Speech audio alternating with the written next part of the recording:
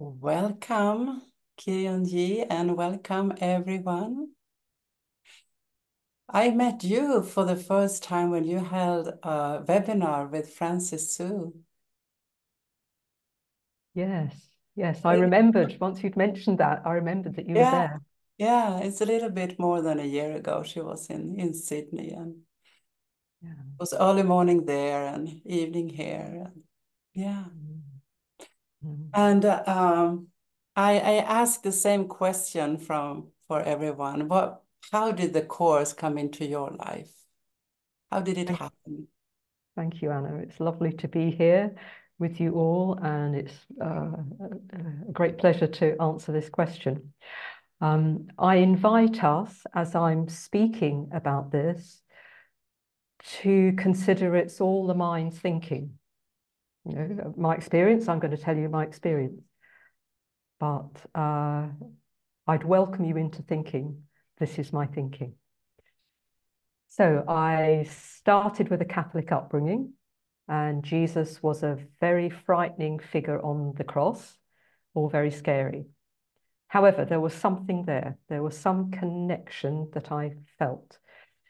Then I left the Catholic religion behind and was not interested at all in spiritual things for about 10 years. And then various life events sent me into exploration, and I started looking. And a phrase came to me from the Bible. I wasn't reading the Bible, I wasn't involved in anything Christian, but somehow I read or heard this phrase, Jesus saying, "Whatsoever I have done, you will do, and more so." And this completely stopped me in my tracks. And simultaneously, I knew exactly what he was saying, and I didn't understand at all what he was saying on the two different levels. Something new, something thought, well, I'm a single parent, not terribly well, no money, and you say I can do what you can do. So I challenged him almost. I said, okay, if you say this, it must be true. Show me how it's true, because I don't know consciously how it's true. This was well before A Course in Miracles for me, but a lot of spiritual seeking going on. And some years after that, I went into a period of 6 years of serious illness. I was bedridden for that time and couldn't sit up. I was flat on my back, couldn't tolerate any incline. And for 5 of those years, I couldn't see and I couldn't speak. And for the last 2.5 years, I was in nappies. I couldn't even roll off the mattress on the floor and use a pot. I had to have nappies, diapers, you'd say in America. And for the last 16 months, I was fed on a tube because I was eating so little. I was approaching organ failure. I was very close to complete organ failure. And they would have sectioned me under the Mental Health Act if I hadn't, I couldn't speak, but my communication was a for yes and a for no. I could just about do that. So it was, okay, I'll have this tube. So I was fed by a tube, which stopped the approaching organ failure. So during that time, not a lot was happening physically, just a decline, but in my mind, enormous things were happening. You know, at first it was a complete shock because I was walking around normally, and then suddenly I couldn't stand up. And then it just got worse and worse and worse and worse. So I was at home, carers came in 4 times a day, just did the minimum. My son was at home for the first 2 years and then went to university. So I had a lot of time all on my own. A couple of friends that would pop in sometimes, but it was effectively a solitary confinement. And given that experience, there's either sinking without trace or rising to the challenge of it. And there was something in me right at the beginning that said, this does not feel perfect, but it has to be perfect from the healing point of view because it's happening. And I want to know the perfection of this. And I'm not saying I stayed with that consistently. I had some very, very challenging times, as you might imagine. But that was my guiding light. There's a perfection here, and I want to know what it is. And I wasn't particularly feeling Jesus's presence for a long time, but there was a lot of spiritual connection going on, a lot of past life, we could say, past dream experiences coming up to be looked at and let go. No distractions, just there you are, get on with it. And mercifully, my mind did choose to accept the forgiveness opportunity. And there was a big, big forgiveness of my father, physical father. It was a sexual abuse story, and I hated him and all that kind of experience. But just before I started to physically recover, I had this massive healing. I just knew I loved him. I still thought at that stage he'd done something, but I didn't care. I loved him. And this was the miracle at the end of many, many miracles in that time that allowed the physical recovery to start happening.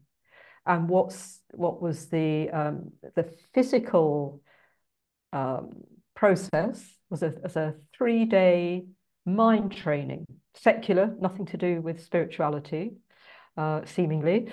And this trainer came to my house and gave me 3 days of training. And the premise was, you are being a genius at doing this. Would you like to use your genius to do something else? So it was inviting full responsibility for my experience. And somehow I was the mind that accepted that invitation. And from there, within 3 days, I could sit up, I could speak, I could sing, I could eat. It's called the lightning process, this secular mind training. And it was lightning. After 6 years of decline, in 3 days, boom, there were definite signs of physical recovery, which of course can only reflect the mental recovery. And then there was a lot of years of slowly coming back to a physical life. I could see, but I couldn't read. I couldn't look at a screen for years. I could speak, and then my voice would go for months at a time because I'd overdone it. So it wasn't bingo, everything back immediately. It was quite a long process. Never thought I'd work again. No, that was unimaginable. However, 5 years after I started to recover, I found A Course in Miracles again. I had briefly come across it 30 years before. I felt to buy it in a book club, and I looked at it, flicked through it, and thought, oh no, there's a mistake here. This is gobbledygook. I don't know what this is all about. And I closed the book and passed it on to a friend within a week. Never thought any more about it until 5 years after the start of my recovery, when I was able to travel a bit, not work.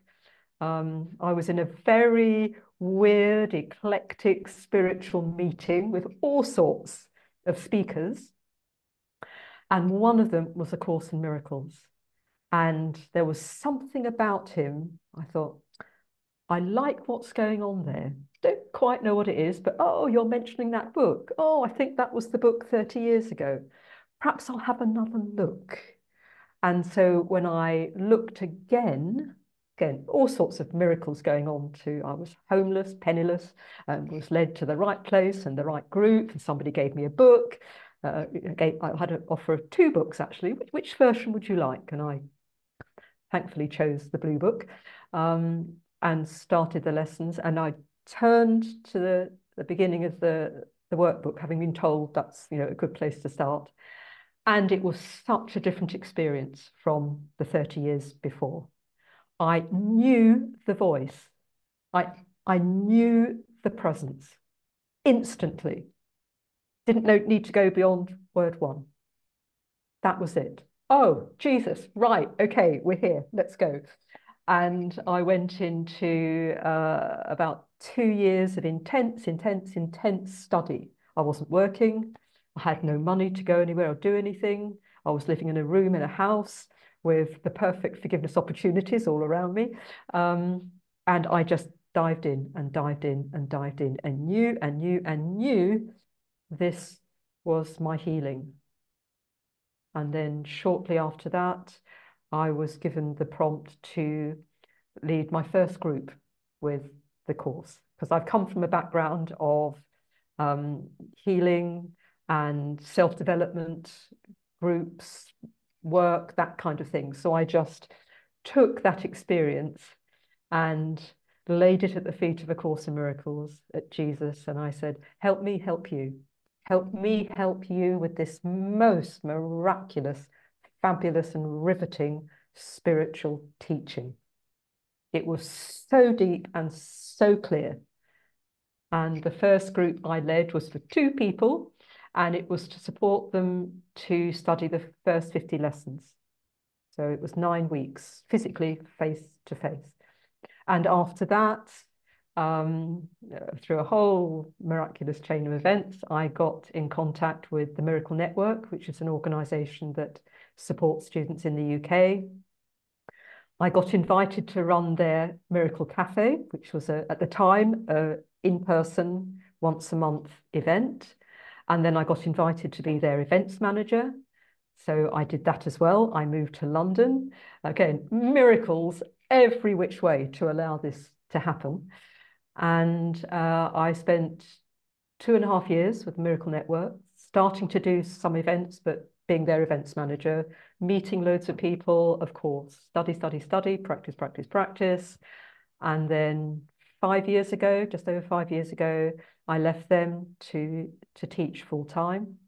And I've been doing that, teaching full time, practicing forgiveness, seeing miracles, accepting the challenges. I'm now part-time as a hobby, working as a ski instructor at the local dry ski slope. So from having not being able to move hardly at all, to never thinking I'd work again, never thinking I could be productive, to full-time Course in Miracles teaching, and part-time doing a very physical activity of ski instructing. And here we are, and very happy to share this with you. Wow, thank you. That's a miraculous life. Yeah. Yeah. Yes. Yes. And you told me just before we started that you have allergies now. It's coming back, or what happens now?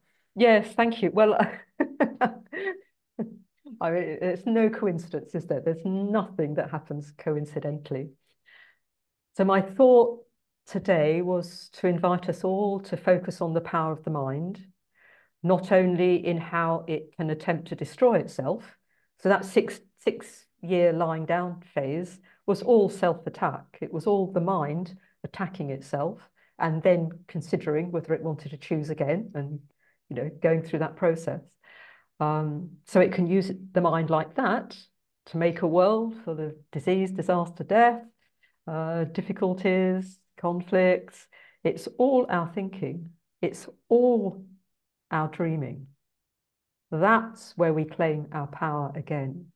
Not to see it as outside of ourselves, not to see it as random, not to see it as somebody else's fault, our parents' fault, our culture's fault, our government's fault.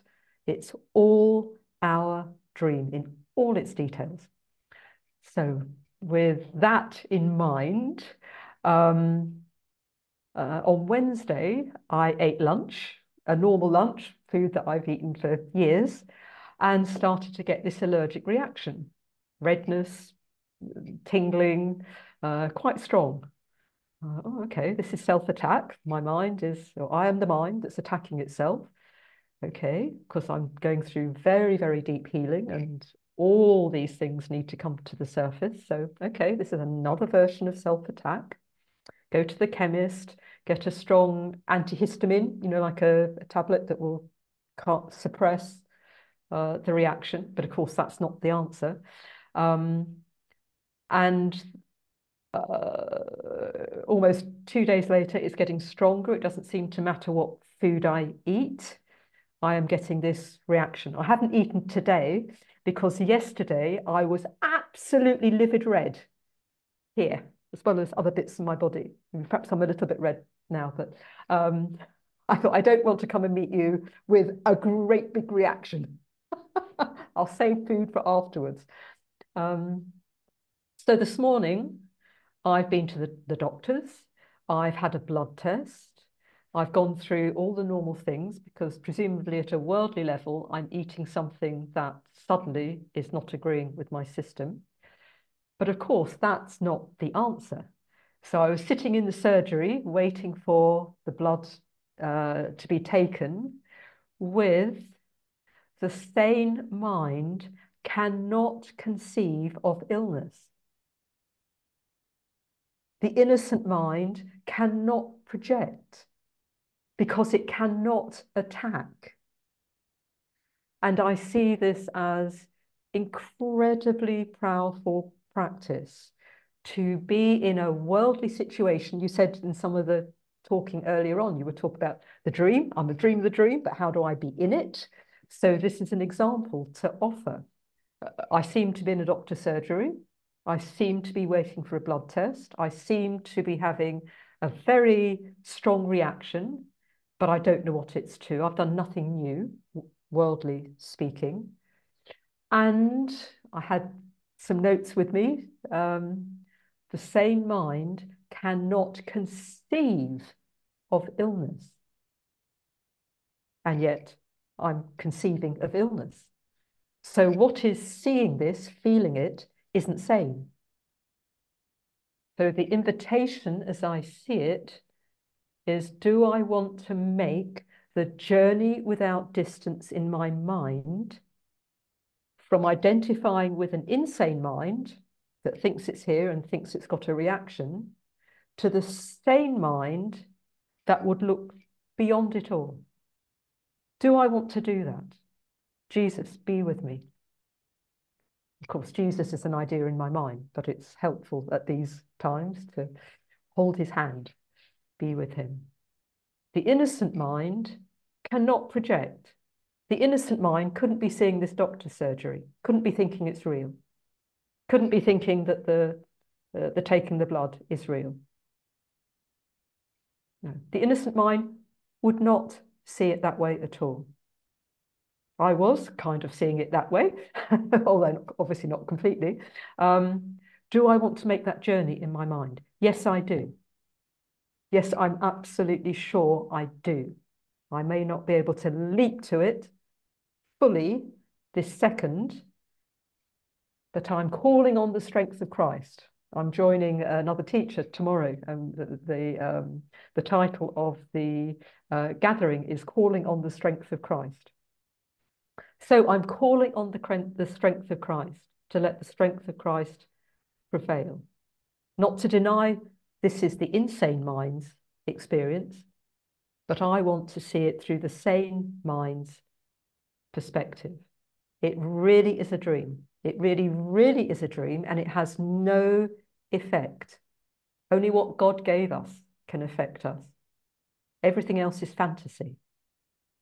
So I'm in the middle of this. I'm looking forward to some lunch after we've finished and not knowing what the reaction will be. I will eat food I didn't eat in the last couple of days, but I suspect there could be another ongoing reaction because I feel so in the middle of this forgiveness classroom.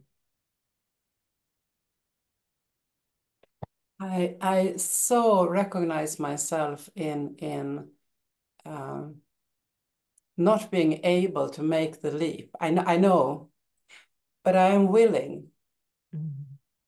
And also what I pick up from listening to you, that I become a little bit curious. What is the forgiveness work this time?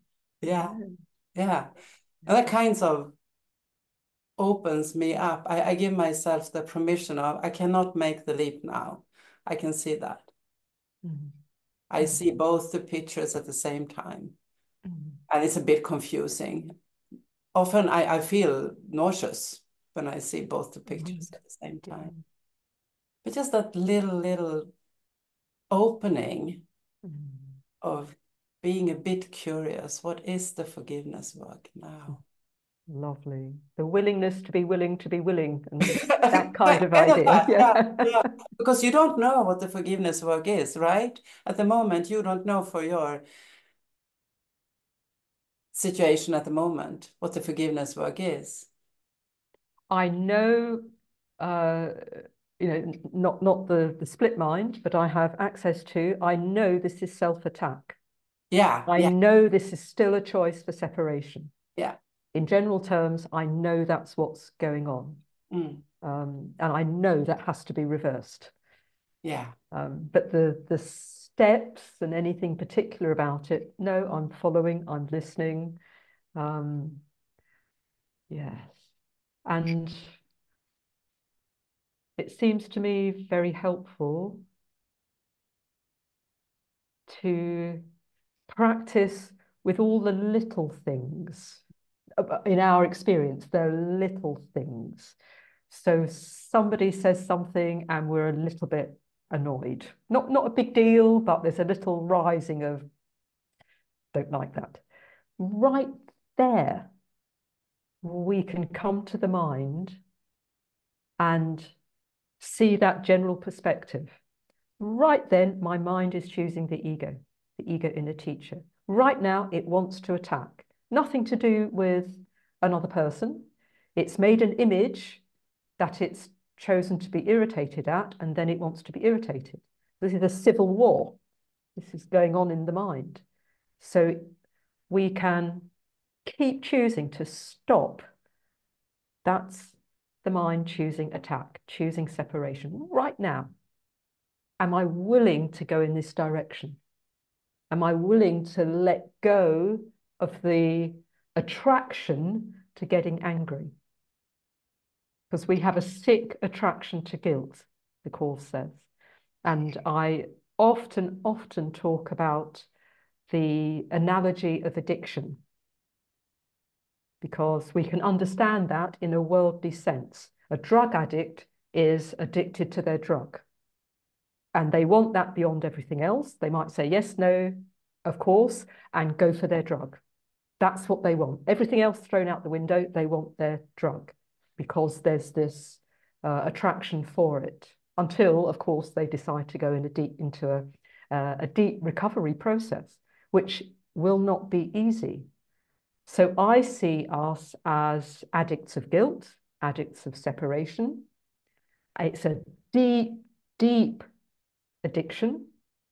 Anything we could name here, crack cocaine and anything else, nothing like the addiction we have to guilt, to separation, to being this individual person.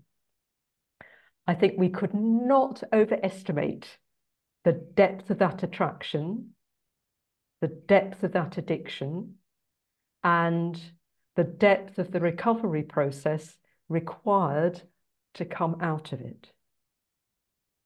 So I'm with this much of the time when I have a little irritation, when I have a body symptom, whatever might be going on. That's the addiction working. That I want guilt, so I want to put it out there. I want to be sick. I don't want to be the all-powerful Christ that I am. Right now, the mind is choosing that, and it has a sick attraction. It has an addiction. So I have to, or I choose to sign up for the deep recovery process that's required. And just like a heroin addict might do whatever their substitute is, I can't think of the word now, but they do stepping stones to come out of their addiction. we can do that as well. So we see both pictures as you were describing. Oh, I feel a bit seasick. I don't quite know where to go. That's all part of, I do want to recover, and I'm just following the step by step by step part of it. Yeah, and we can. The Course says we can. Yeah. And what happens to me is that I'm so identified with the addictions, actually, with the pain, the anger, the guilt. So when I am choosing to not practice guilt, because it would be easy to practice like, oh, I'm sick again, I have done it wrong again, I have thought with I'm thinking now with the ego and I'm doing it wrong, and I go back into the guilt. But when I can see that and I choose the spirit, it feels a little bit empty, and it feels a little bit, who am I? Could you speak a little bit to that emptiness and the identity that I haven't remembered fully yet? Yeah, thank you, Anna. Yeah, so helpful, isn't it, to share like this? Well, if we stay for the moment with the addict analogy, an addict builds their life around their addiction. If they're an alcoholic, they'll keep going to, pubs or whatever. If they're taking heroin, they'll hang out with their heroin buddies, and the life will be built around their fix. Absolutely, that is the be all and end all of their life. So when they start withdrawing from that, it's not just the heroin that goes, it's the bodies, it's the lifestyle, it's the identity of who they think they are. Now, when we've been very immersed in that, it is going to feel empty, because we won't have probably, maybe, but probably won't have just leapt to the new identity, the real identity. There will be this stepping stone away from the old identity and stepping towards the new identity, but not secure yet. And it's highly, highly likely we will feel, who am I? What am I going to do now? It doesn't feel right, but it does, but it doesn't, but it does.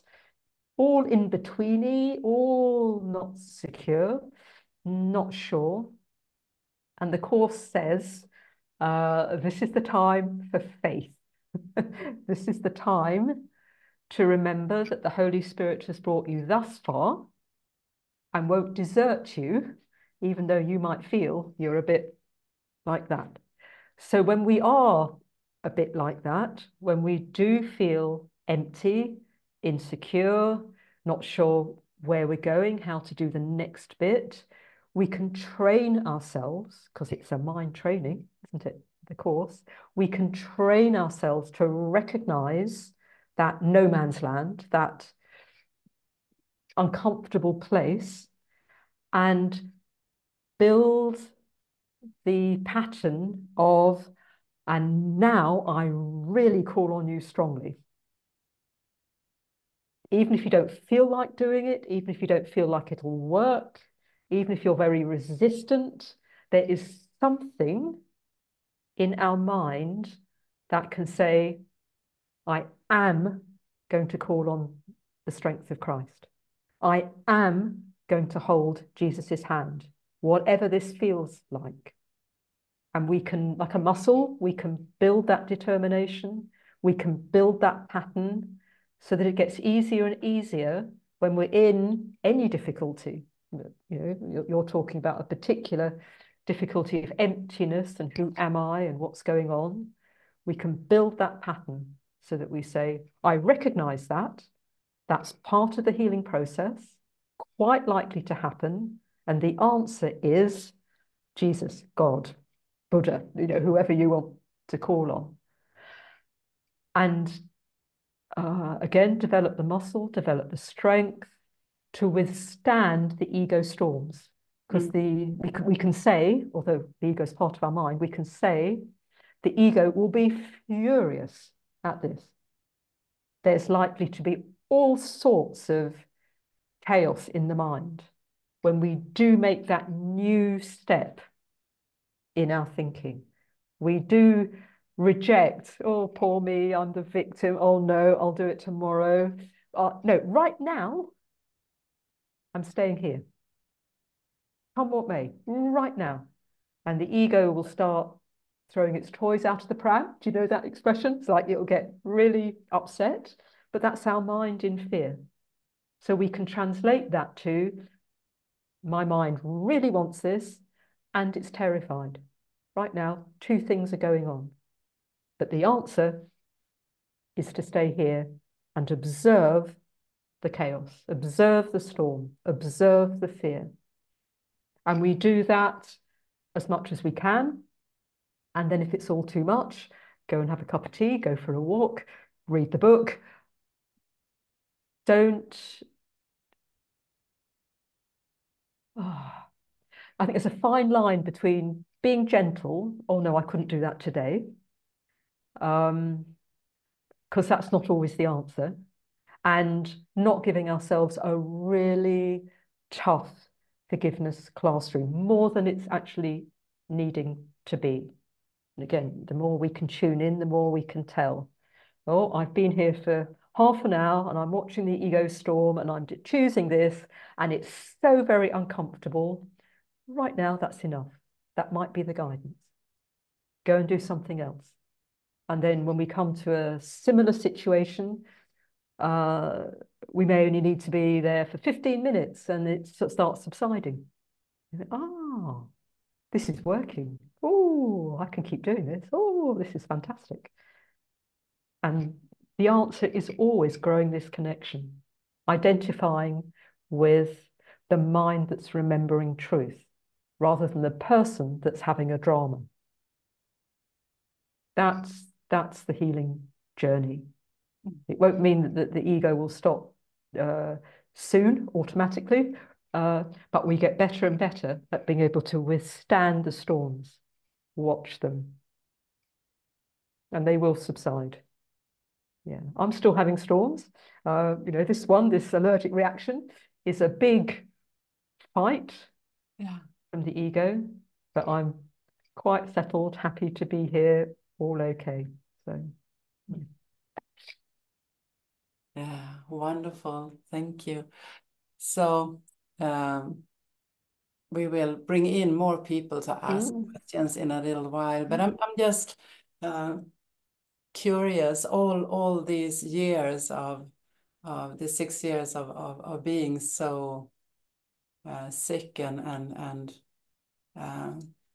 being with your mind, and you didn't really have the course at that moment, but wasn't spirit with you? Did you experience that you were held, even though yeah, yeah? yes, Speak a little definitely. bit about that, being so sick and so in your own body and alone. I work at the hospital, so I have patients Okay, in right. state, and if you just could speak to what you experienced in there. Mm-hmm. So I did go into it with a spiritual connection. As I said, this is perfect. You tell me how it's perfect. Um, the God I was talking to is nothing like the God of A Course in Miracles. It was not God as I now understand it, but there was some reaching beyond what was happening, which I think was key.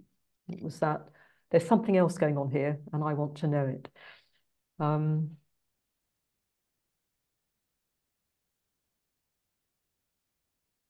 I don't think I'd have survived it or, recovered in the way that I have without an understanding that this was of paramount importance. This was all important. The healing that was being offered there. So, whole teams of doctors would come in and yes and no and all that sort of thing, trying to sort out what was going on. And of course, I went through all that process. I mean, wasn't all the time, but they came, went. But but it's mind readiness, miracle readiness is what comes to say. So my mind was ready to look at this differently. I mean, I suspect that, well, I know from those experiences, the mind had attacked itself viciously and an awful lot in other dreams. Huge amount of self-attack in all sorts of ways. Seemingly, sometimes someone killing me, sometimes it would be, you know, an illness. So this was the opportunity to go into that kind of experience, but do it differently, choose again. So another mind might still be in its series of self-attack and not being ready to come out of it.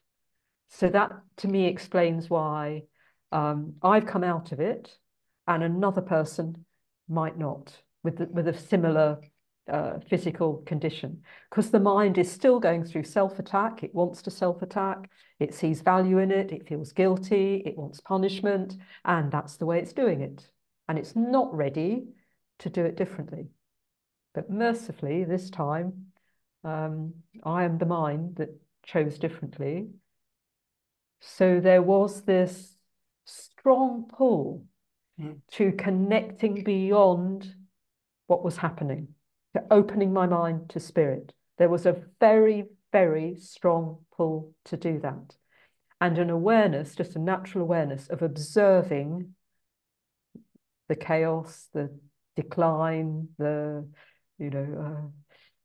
all the physical stuff that was going on, being in nappies. You know, it's not fun, I can tell you. Or maybe you've had experience in adulthood, I don't know, but it's quite sobering to have that kind of experience. So I would look at it, but I wouldn't be completely engulfed by it.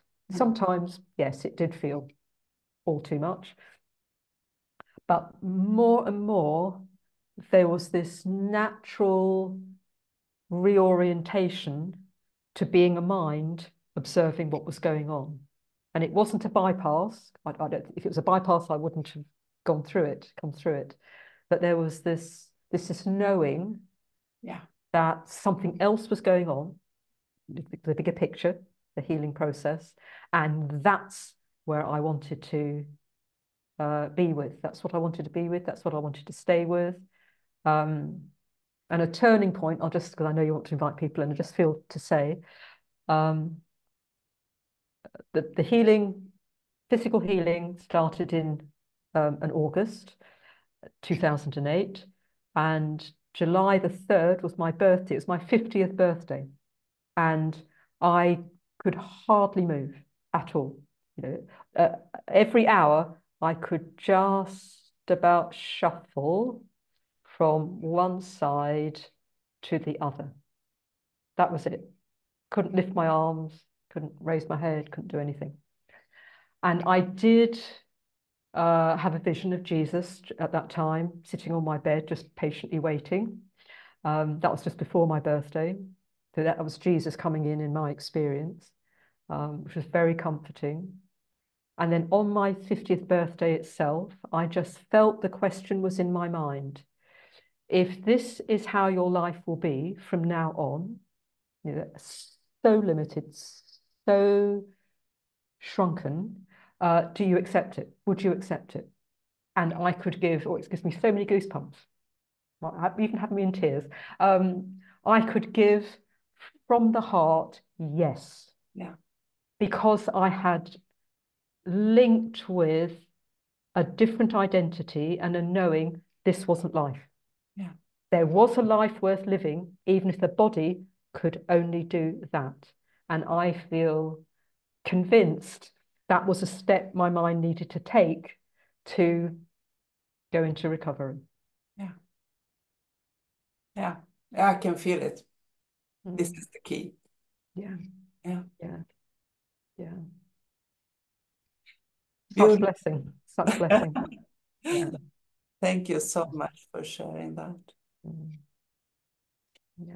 All right, let's open it up for more questions. You can raise your digital hand. You can wave your biological hand, and I will give you the opportunity to speak to KironJ. Yes, Anna would like to speak. Hi.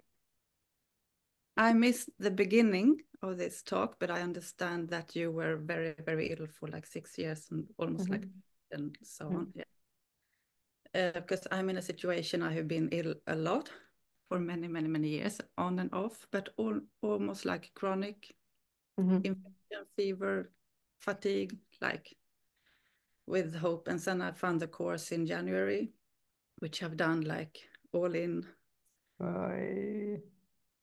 And it's helped me, of course, a lot with the practical, really practical lessons that I needed so much. And now my question is like, I'm also in like that in between, the emptiness that you talked about, Anna. I know I experienced that a lot because I was in a vacation in Denmark in a beautiful place by the sea. I got very ill, probably COVID, and now it has come back. And it's like part of me just surrendered. Okay, I can be ill all winter, all fall, doesn't matter. I stop with the hopes of going to dances, and like I love to dance. Even like how am I going to support myself? I have now no idea. I had to like just surrender to that, which was very fearful. Because most of my life has been, okay, I'm going to support myself financially when I'm ill most of the time. Like, yeah. So it was a kind of a freedom in that surrender. But then comes the fear, and it comes when I get more ill now recently. I also get sad and fear. And the love that we seek is so different from the egos, from what we have done all our life with the ego, trying to get fulfilled by like the senses, the experiences, to give a little bit of, fulfillment or pleasure or hope. So the love that we search for is so abstract. And I'm like, I don't know that kind of love. I have like prayed, I have all my life for like when I've been ill and so I have some connection with God, and before I had Jesus, but now it's more like Holy Spirit. When I need to pray, I pray to the Holy Spirit because I feel like that's like a bridge. And I just wanted to tell you, like when you're in this emptiness, and that it's so, I'm used to like, I'm so, in my body. Tactile, yeah. With the senses, so much like emotions.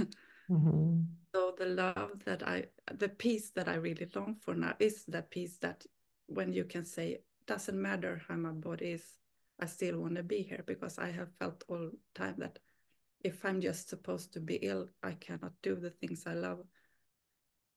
Shall I come in and say something? Like why am I here? Yeah. If I'm just going to like lie in bed and have a fever and be... So what's coming to me as you speak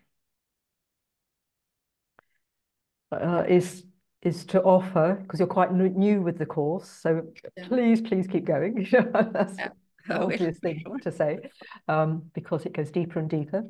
The support gets stronger and stronger as we go deeper and deeper.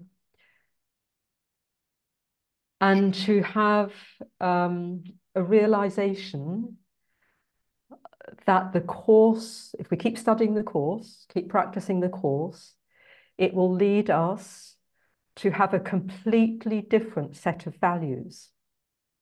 What's important to us, what we want, what we think is vital for our lives, helpful for our lives, what we've always liked doing. Oh, I've always been like this.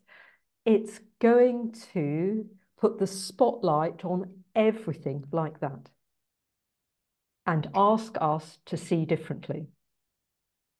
It's inviting us slowly, gently, to come to a place where we have completely empty hands. coming unto our God, which means we're not saying, oh, but I want to go swimming. Oh, but I want to go dancing. Oh, but I've always been a physical person. That's got to keep going. We have to be prepared to let go all of it, because all of it is, if we think we're really a person and we want this, all of it's an attack on God, an attack on truth. However lovely it seems in the world, oh, go swimming, go hiking, go dancing with friends, how lovely. No, this is the ego saying, you can live without God. Excuse me.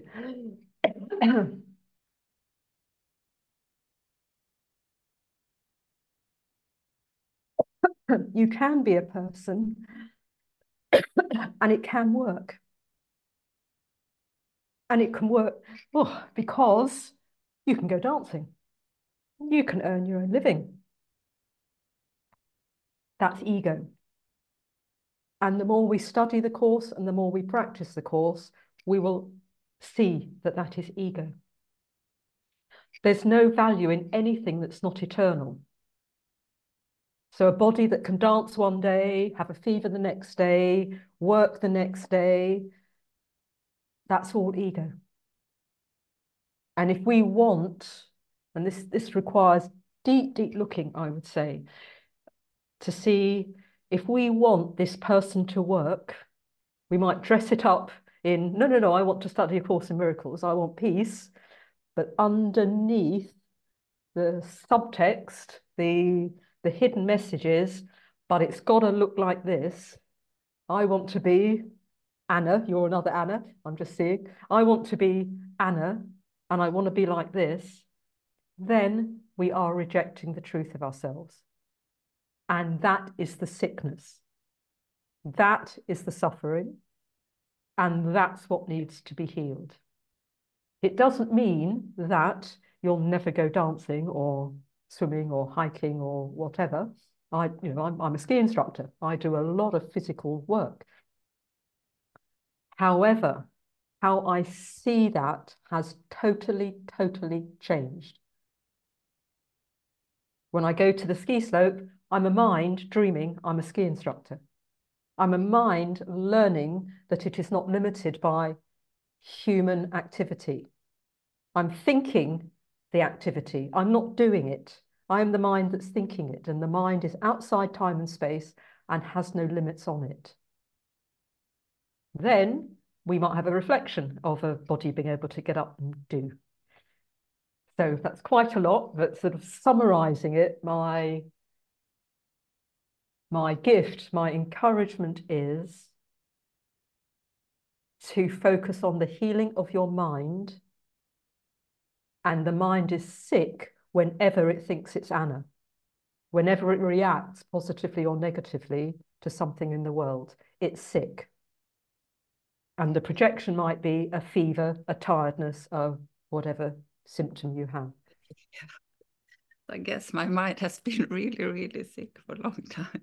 And I can understand that now. I can understand, right, because I felt so victimized. I felt so anger against the world, the society, the healthcare, the systems.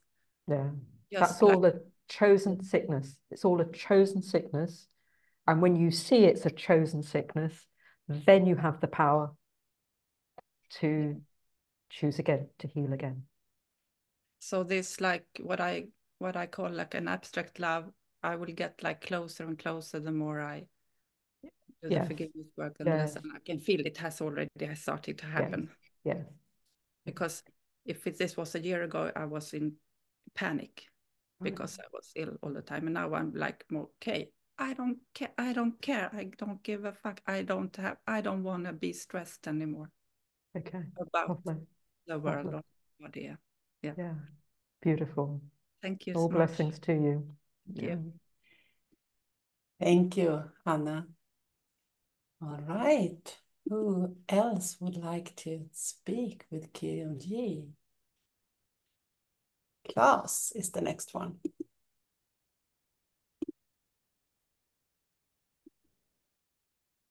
Hello, class. Hello. Hello. I have a question about the word forgiveness. In Swedish, it has a different saying. Mm-hmm. In Swedish, we say förlåta, and I think in English it would be sort of for let it be. Okay. I don't know if you understand my question, but I wonder if you could say something about that, because yeah, it's not an easy word, right? Forgiveness, Yes. or förlåta. Yeah. Okay. Yeah. Well, thank you very much for the question. Yeah. Part of the genius, the power of A Course in Miracles, is that it takes words that have a meaning here in this world, words that we think we know, we understand, and gives them a completely different meaning. So the form is the same, forgiveness, and in the worldly sense, it is seeing something's happened that we don't like, but we're not going to get angry.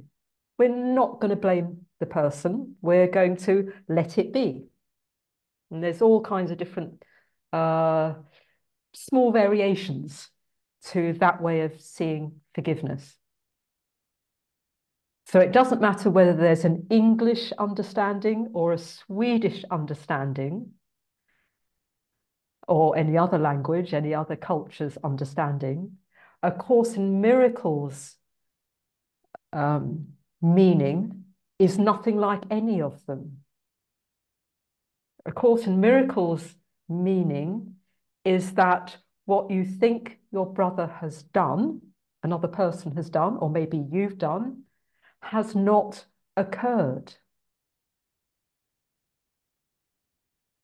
So this is radically, radically different from, I mean, an example I often give is, think of a teenager who goes into a schoolroom and machine guns 30 school children. Terrible, terrible, terrible at the worldly level. So one reaction can be attack the teenager, lock him up for life, perhaps give him the death penalty.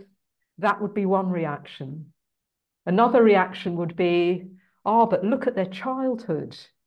They had terrible upbringing. Their parents were addicts. They were living on the streets. What else can you expect? Let's not be too hard on them because they had a really tough upbringing. That could be seen as worldly forgiveness.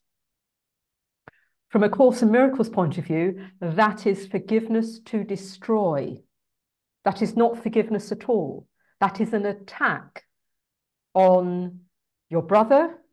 In fact, all the brothers that seem to have been killed in that example, an attack on Christ, an attack on God, because you are the one that has dreamt that experience. There's no outside world. There's no teenager with a gun. There's no 30 children annihilated. There's an idea in your mind.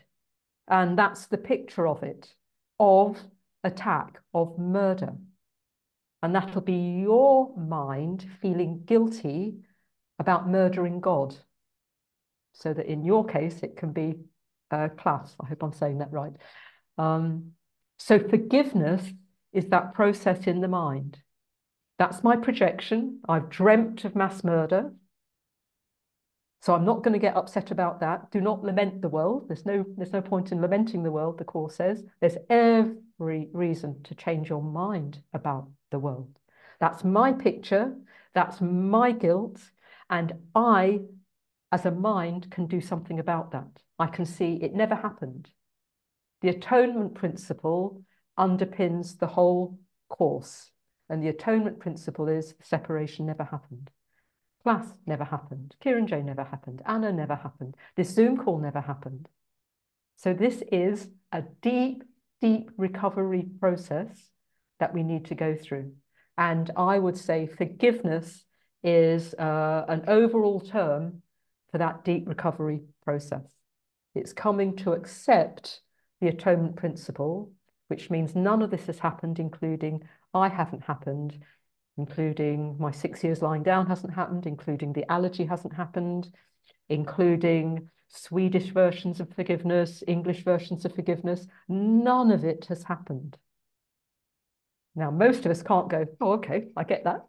Most of us have to be willing to open our minds in that direction. So I appreciate we're probably coming to the end now, but I hope that's given you something to contemplate. Yeah, thank you. You're welcome. Thank you, Claes. So we are on the top of the hour. Would you like to take more questions, or?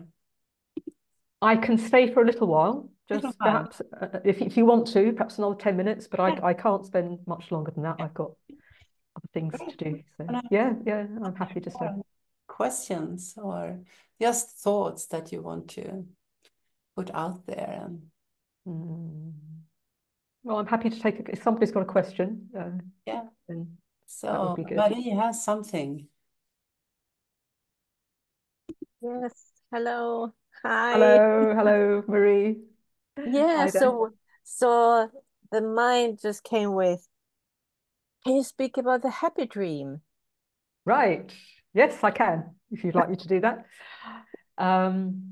It can be very misunderstood. The ego can jump on this and say, oh, you can be happy in this dream. Okay, let's call it a dream.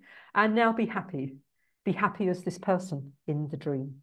And the ego will, or our mind, wanting to listen to the ego, will happily go that way. Oh, it's great. I can be me and I can have a good job, the right partner, whatever. That is not what the course is teaching. In my understanding, I offer you my understanding. The happy dream is when we do indeed get to see it's a dream. We are willing to see more and more that we are the mind dreaming of being this person and it all happening. And the happiness comes from this growing connection with spirit.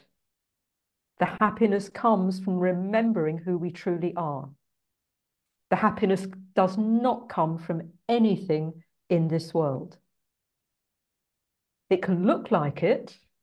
It can look like, as our mind heals, like my body is so different from how it was in those 6 years, which, I'm very grateful for. But that's not where the recovery was. That's not where the recovery is. It's in my mind. And the reflection is a body that seems to be more normal. The Course says that our only pleasure is doing God's will. And if we try and find pleasure elsewhere, eating chocolate, drinking wine, having sex, walking in the sunshine, you name it, however you might want to find bodily pleasure, be happy, have the right relationship, it will end in tears because the ego is leading the way. The ego is saying, you're this person and this person can be happy. So the happy dream is, no, I'm not this person. I'm happy because I'm remembering I'm the Christ. I'm remembering the truth. Oh, and look, there's a picture of me walking on a beach. There's a picture of me talking with friends, whatever the picture might be. But we are not deceived by where the happiness comes from. Then we're in the happy dream. Does that say something to you? Yeah, thank you so much. And my experience is that I feel less and less attached to things around me. It's not really that important. It's more what's going on now. There is more peace, and there is something else that has nothing to do what's going on in the world. So yeah, just thank you for confirming what's going on.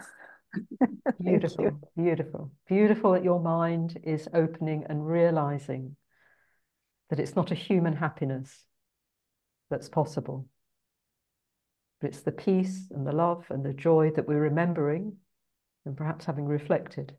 That's the happiness. Yeah. Yeah. And a trap is to go in this direction and then think, oh, that was nice. Oh, I like that. And we make it real again.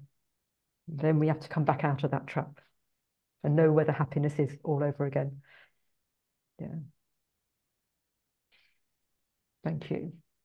Beautiful. Thank you, Marie, for that. That feels actually like a good place to end the meeting in the happy dream. Because even though, I mean, if we are sick, and I work with palliative care, people who are dying, can be in the happy dream regardless of the storms or seemingly outside of us. Yes, yes, yes. And that's what we have to be prepared for. Yeah. Not to think, oh, it's always going to result in, dying of painful death or anything like that. But we have to be open to that possibility. We have to say, whatever needs to be cleared, I'm willing. And I just feel to bring in Frances Yu, as this is how we came together, because that was probably one of the last interviews that she had, because she was working in Japan, wasn't she? But she may have had something else, but it was the 29th of May, and then she started getting really sick, I think, in the July when she came back. And we didn't know. I kind of sensed something was not quite right, but I had no idea. So just thinking about that mind, I mean, this is all in our mind, but that mind, honoring that mind, all the forgiveness work that she did, all the connection that she made, all the teaching that she gave so that she could receive her own healing. And it resulted in what looked like a terrible death. But that's not how we need to see it at all. I see it as the mind choosing to do the last bit of cleaning. Can she see what might have been an ongoing pattern in her dreaming, perhaps, difficult deaths? Can she go through it completely connected or connected enough? Same with Jesus, terrible death, but seeing it all so differently. But just wanting to honor Frances now, the mind that dreamt it was Frances, and know that that was a powerful, powerful healing that mind chose, as I see it. Yeah. Me too. I was thinking the same thing. I heard the same prompt actually. And how she's still teaching us. Yes. Yeah. Yes. Yes, indeed. Yeah. Thank you so much. This was wonderful. Thank you. Thank you, Anna, very much for inviting me. Thank you, everybody who's attending. Thank you, everybody who might listen to the recording. Thank you for recording it. Yeah. I will send you the recording. And I also wanted to say the next meeting is on Sunday at 7 p.m. Swedish time. And we have a Swedish guy who is coming and I will interview. So if people would like to come and join on Sunday, welcome. Yeah, okay, beautiful. Thank you, thank you. Thank you so much. All blessings. Yeah.